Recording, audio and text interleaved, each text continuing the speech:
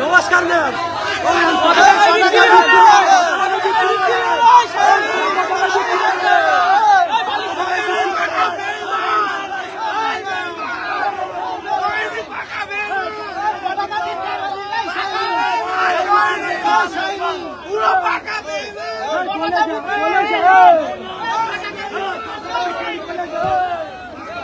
কি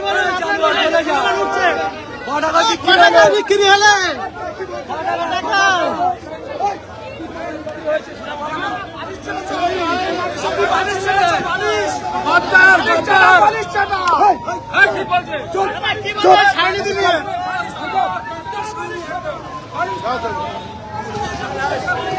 আপনারা দেখলেন প্রতিবেদনের শুরুতেই বারুইপুর কাণ্ডে নির্যাতিতার পরিবারের সঙ্গে যখন স্থানীয় সাংসদ অর্থাৎ যাদবপুরের সাংসদ সায়নী ঘোষ দেখা করে বেরিয়ে আসছেন, তখনই তিনি কিছু মানুষের বিক্ষোভের মুখে পড়েন। তাকে উদ্দেশ্য করে কিছু কটূক্তি, কিছু কটাক্ষ ভেসে আসে। আমি বিস্তারিত যাব, তার আগে আপনাদের বলি, যত কাণ্ড বারুইপুরে, গত 72 ঘন্টায় বারুইপুরে চারটি নৃশংস হত্যাকাণ্ডের ঘটনা ঘটেছে। তার মধ্যে একটি 12 বছরের নাবালিকা আছে, যা নিয়ে এখন উত্তাল গোটা বাংলা। এবং সেই ঘটনাকে কেন্দ্র করে আরো এক যুবকের প্রাণহানি ঘটেছে মব লিঞ্চিং বা গণপ্রহারে। এখন জানা যাচ্ছে সেই যুবকটি ছিলেন একেবারেই নিরপরাধ। 12 বছরের নাবালিকার সঙ্গে যা ঘটেছে তার সঙ্গে নাকি সেই যুবকের কোনো সম্পর্ক ছিল না। এর বাইরে ওই নাবালিকার দেহ যে পুকুরটি থেকে উদ্ধার হয়েছে, সেখান থেকে আরো এক ব্যক্তির দেহ কিন্তু উদ্ধার করেছে পুলিশ। আর গতকাল আরো একটি মর্মান্তিক ঘটনা ঘটে গেছে বারুইপুরের ওই অভিশপ্ত এলাকা থেকে কয়েক কিলোমিটার দূরে, যেখানে একটি ফুটবল খেলাকে কেন্দ্র করে প্রথমে বচসা এবং তারপর এক 16 বছরের নাবালককে নৃশংসভাবে খুন করলো তারই প্রতিবেশীরা। বুঝতে পারছেন, বারুইপুর জেলা পুলিশের এখন নাবিশ্বাস উঠেছে একের পর এক এই ঘটনায়। এরই মাঝে রাজ্যের মুখ্যমন্ত্রী তথা পুলিশ মন্ত্রী শুভেন্দু অধিকারী তিনি আজ বারুইপুরের জেলা সুপারের অফিসে এসেছিলেন। প্রত্যেকটি ঘটনা নিয়ে তিনি সংশ্লিষ্ট পুলিশ আধিকারিকদের সঙ্গে আলাদাভাবে আলোচনা করেছেন। এর বাইরে প্রতিটি ভিকটিমের পরিবারের সঙ্গেও তিনি কথা বলেছেন। তারপর বাইরে এসে সংবাদ মাধ্যমের মুখোমুখি হয়ে রাজ্যের মুখ্যমন্ত্রী ঠিক কি বলেছেন আপনাদের একেবারে শেষে তার পুরো বক্তব্যটাই শোনাবো। তার আগে এদিন সকালে সায়নী ঘোষ, ঋতব্রত বন্দ্যোপাধ্যায়, চন্দ্রিমা ভট্টাচার্য, শিউলি সাহারা স্থানীয় কিছু মানুষের বিক্ষোভের মুখে পড়েন, যার সঙ্গে কিন্তু বারুইপুরের এই নারকীয় ঘটনাগুলো কোনো সম্পর্ক নেই। সম্পর্কটা কোথায়? সম্পর্কটা ওই তৃণমূলের টুকরে টুকরে গ্যাং বা বিদ্রোহী তৃণমূল, আসল তৃণমূল, কালীঘাট তৃণমূল, নকল তৃণমূল, ঋতব্রত তৃণমূলের কনফ্লিক্ট বা দ্বন্দ্ব নিয়ে। এদিন সকালে শুরুতেই বারুইপুরের নির্যাতিতা নাবালিকার পরিবারের সঙ্গে দেখা করতে আসেন বিদ্রোহী তৃণমূলের প্রতিনিধি হিসাবে রাজ্যের বিরোধী দলনেতা ঋতব্রত বন্দ্যোপাধ্যায়, শিউলি সাহা এবং চন্দ্রিমা ভট্টাচার্য। তারা নির্যাতিতার পরিবারের সঙ্গে কথা বলে যখন বেরিয়ে আসেন, সেই সময় ঋতব্রতকে দেখে নির্যাতিতার বাড়ির বাইরে জড়ো হওয়া স্থানীয় কিছু মানুষজন তাকে চোর, বালিশ চাটা ইত্যাদি ইত্যাদি বলে কটূক্তি করতে থাকে।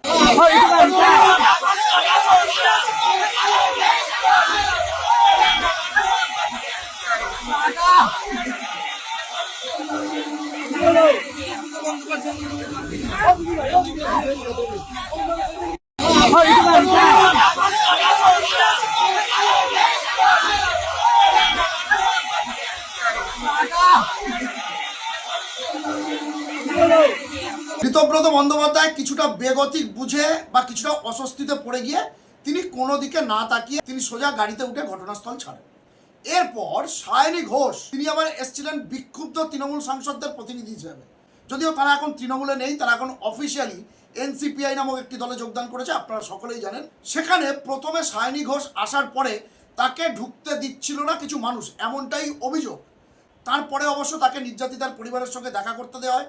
বেশ কিছুক্ষণ তিনি সেখানে নির্যাতিতার পরিবারের সাথে কথা বলেন, তাদেরকে পাশে থাকার বার্তা দেন, আশ্বস্ত করেন। এরপর তিনি যখন বেরিয়ে এসে সাংবাদিকদের মুখোমুখি হচ্ছেন, তখনই সায়নী ঘোষের উদ্দেশ্যে আপত্তিকর কটূক্তি কিছু মন্তব্য উড়ে আসে। কেন বেইমানি করলেন, কত টাকায় বিক্রি হয়েছেন, ইত্যাদি ইত্যাদি এমন কথাও শোনা যায়। খুব স্বাভাবিকভাবে সায়নী ঘোষ স্থানীয় সাংসদ, তিনিও বিষয়টিকে এড়িয়ে গাড়ি করে সোজা ঘটনাস্থল ছাড়েন। দিদি আপনি আমাদের সাথে বেইমানি করেছেন। কাকে বলেছো? সায়নীদিকে বলেছি। কেন বলেছি কি আমি সায়নীদিকে বলেছি যে দিদি আপনি আমাদের সাথে যাদবপুরের মানুষের গদ্দার বলেছি। আমি কেন বলেছি এই কারণে 2024-এ যখন নির্বাচন হয়, লোকসভা নির্বাচন, আমার প্রতি যদি তাদের কোনো অভিমান থাকে তাহলে তারা 100 বার আমাকে বলতে পারে। যেরকম ভাবে 1 মিনিটের জন্য আটকাবে, ঠিক সেরকম ভাবে আধ ঘন্টার জন্য ভেতরে ঢুকিয়ে কথাও বলবে। সায়নী ঘোষকে যারা কটূক্তি করেছেন বা বিক্ষোভ দেখিয়েছেন তারা কিছু নিজস্ব যুক্তি খাড়া করেছে। অন্যদিকে সায়নী ঘোষ বিষয়টি নিয়ে এক লাইনে প্রতিক্রিয়া দিয়েছেন। তার বক্তব্য, যদি কারুর আমার প্রতি অভিমান থাকে আমাকে প্রথমে আটকাবেন, পরে আধ ঘন্টা আমার সাথেই কথা বলবেন। কিন্তু এই ঘটনার সঙ্গে বারুইপুর কাণ্ডের দূর পর্যন্ত কোনো যোগ নেই। এটা একেবারে তৃণমূলের ইন্টারনাল ম্যাটার। সেই ঘটনাও বারুইপুর কাণ্ডে কিন্তু সামনে চলে এলো, যেখানে সায়নী ঘোষকে দেখে কটূক্তি করলেন একসময় তাঁরই সমর্থক অনুগামীরা। এবং সায়নী ঘোষকে দেখে যারা বিক্ষোভ করেছেন তাদের বক্তব্য হলো 3 দিন কেটে যাওয়ার পরে কেন এলাকার সাংসদ এলেন, তিনি কেন আগে এলেন, ইত্যাদি ইত্যাদি বিষয়। কিন্তু ওই পুরো ঘটনাটা তৃণমূলের গৃহযুদ্ধেরই প্রভাব, এর সঙ্গে বারুইপুরের মূল ঘটনা সেটার কোনো সম্পর্ক নেই। দর্শক বন্ধুরা, এটা তো গেল বারুইপুরের স্থানীয় সাংসদ অর্থাৎ যাদবপুরের সাংসদ সায়নী ঘোষ এবং রাজ্যের বিরোধী দলনেতা ঋতব্রত বন্দ্যোপাধ্যায়রা যে বিক্ষোভের মুখে পড়লেন, তাদেরকে উদ্দেশ্য করে যে কটূক্তিগুলো ভেসে এলো, মোদ্দা কথা তৃণমূলের গোষ্ঠীদ্বন্দ্বের ছবি। এবার আমি আপনাদের দেখাবো, যেটা একদম শুরুতেই আপনাদের বলেছিলাম, রাজ্যের মুখ্যমন্ত্রী শুভেন্দু অধিকারী এদিন বারুইপুর এসপি অফিসে গিয়ে যে 4টি ঘটনা ঘটেছে তার প্রত্যেকটি বিষয় নিয়ে আলাদা আলাদাভাবে সংশ্লিষ্ট পুলিশ আধিকারিকদের সঙ্গে কথা বলেন, যেখানে হাজির ছিলেন খোদ রাজ্যের director general of police Siddhinath Gupta.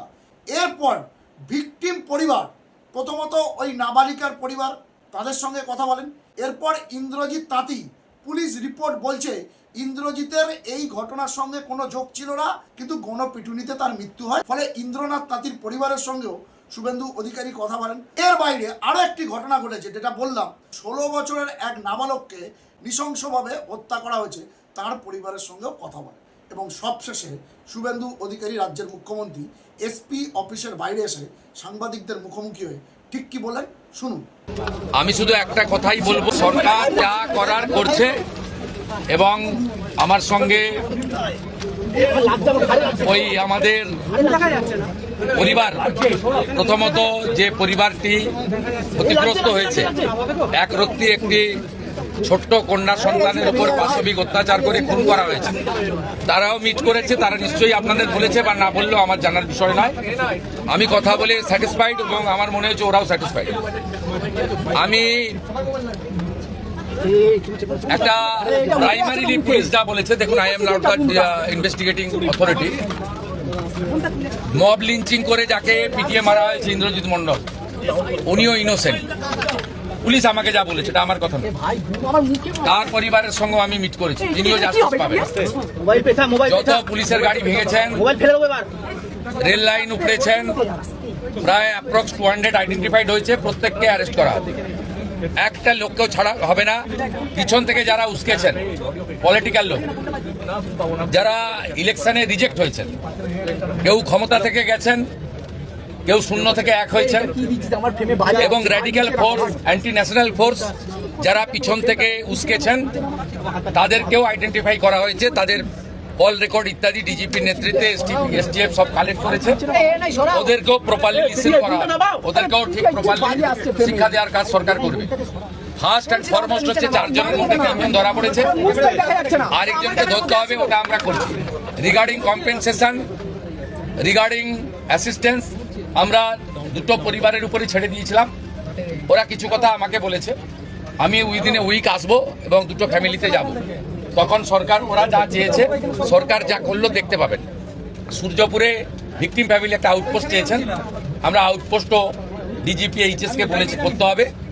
প্রয়োজন হলে রেন্টাল বাড়ি নিয়ে এক্ষুনি চালু করতে হবে। এবং আমি যখন ভিকটিমদের সঙ্গে মিট করতে আসবো তখন আউটপোস্টের ইনোগ্রেশন হবে। আমরা এখানে অনেকগুলো ডিসিশন নিয়েছি, সেগুলো প্রপারলি আমরা দেখব। আপনারা ভিকটিম ফ্যামিলি যেমন কনফিডেন্স রেখেছেন সরকার পুলিশের উপরে, আপনারাও রাখতে পারেন। আমার মনে হয় না এর আগে কোনো পুলিশ মন্ত্রী বা মুখ্যমন্ত্রী এই ধরনের পীড়িত পরিবারের কথা শুনেছেন বা বলেছেন, আমি এটা মনে করি এটা ডিউটি। আগের লোক করেনি বলে যে আমি করবো না তা না। আমি এখানে এমপি এমএলএ পলিটিক্যাল পার্টিকে ডেকেছিলাম। এমপি সায়নী ঘোষ তিনি মিট করেছেন, মাননীয় বিধায়ক প্রাক্তন স্পিকার বিমান ব্যানার্জি মিট করেছেন। 1-to-1 কথা হয়েছে, সেটা আমি বাইরে বলবো না। আমার মনে হয়েছে তারাও স্যাটিসফাইড। বিজেপি 3 জন এমএলএ মিট করেছেন, গোসাবার বিকন্ন নস্কর, রূপা গাঙ্গুলি এবং দেবাশিস ধর। তারাও কিছু বক্তব্য আমাকে বলেছেন। তাদেরকেও আমি সরকার এবং পুলিশের কতটা প্রোগ্রেস হয়েছে ব্রিফ করেছি।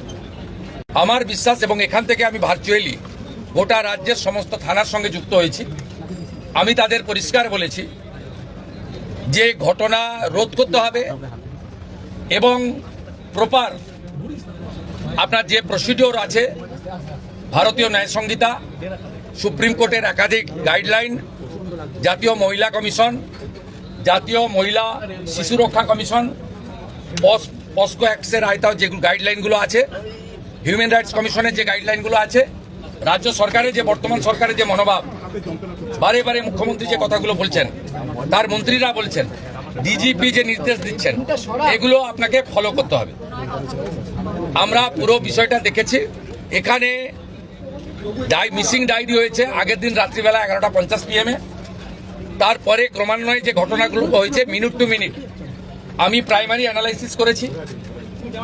সূর্যপুর থানার ক্যাম্প ইনচার্জ দিদেন IC Baruipur, SDPO Baruipur, additional SP Baruipur, in presence of the DGP and SP ADG IG, আমরা আমাদের পার্টেও পুরো অ্যানালাইসিস করেছি। আমি ডিজিপিকে 72 ঘন্টা টাইম দিয়েছি। তিনি আমাকে, আমি যা ফাইন্ডিংস পেয়েছি, ওনার যে অ্যাডমিনিস্ট্রেটিভ প্রসিডিওর রয়েছে, প্রসিডিওর অনুযায়ী একটা রিপোর্ট দেবেন। রিপোর্ট দেওয়ার পরে অ্যাডমিনিস্ট্রেটিভ পার্টে আমাদের যে অ্যাকশন নেওয়ার, আমাদের কোনো লোকের যদি কোনো ওই টাইমের মধ্যে কোনো শিথিলতা থাকে 1%ও, সেক্ষেত্রেও খুব স্ট্রং অ্যাকশন নেওয়া হবে। আমি পাওয়ারে আসার পরে বা মুখ্যমন্ত্রীত্ব দায়িত্বের পরে আরজি করের মামলায় 3 জন টপ আইপিএস অফিসারকে সাসপেন্ড করেছি। এক্ষেত্রে আমার মেসেজ খুব ক্লিয়ার আছে, সবাই সেটা দেখেছে।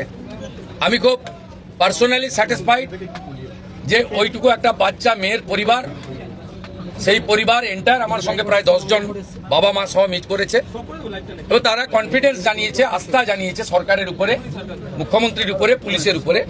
এটা আমার আজকে বড় প্রাপ্তি।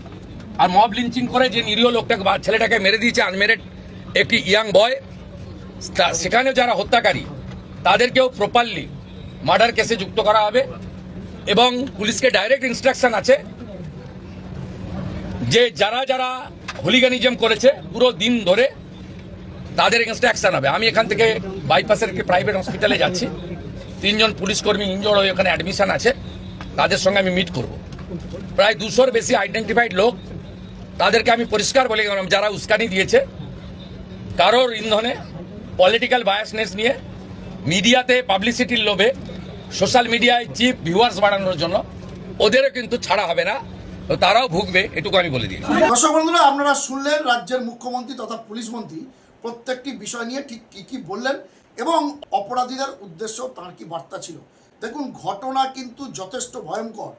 একটি নয়, 4-4টি ঘটনা ঘটে গেছে গত 72 ঘন্টায়, যার মধ্যে নিশ্চয়ই নাবালিকার মর্মান্তিক ঘটনাটা সবচেয়ে বেশি স্পর্শকাতর। অপরাধীদের চরম শাস্তির অপেক্ষা করছে রাজ্যবাসী, সেদিকে আমাদের নজর থাকবে।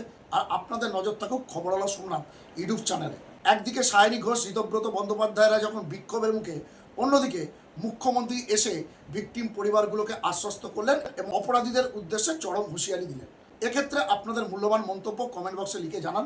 আপনাদের গুরুত্বপূর্ণ মতামত ও পরামর্শ খবরওয়ালা সোমনাথ ইউটিউব চ্যানেলকে আরও সমৃদ্ধ করবে। ভালো থাকবেন, সুস্থ থাকবেন, সতর্ক থাকবেন। খবরওয়ালা সোমনাথ ইউটিউব চ্যানেলের সঙ্গে থাকবেন। নমস্কার।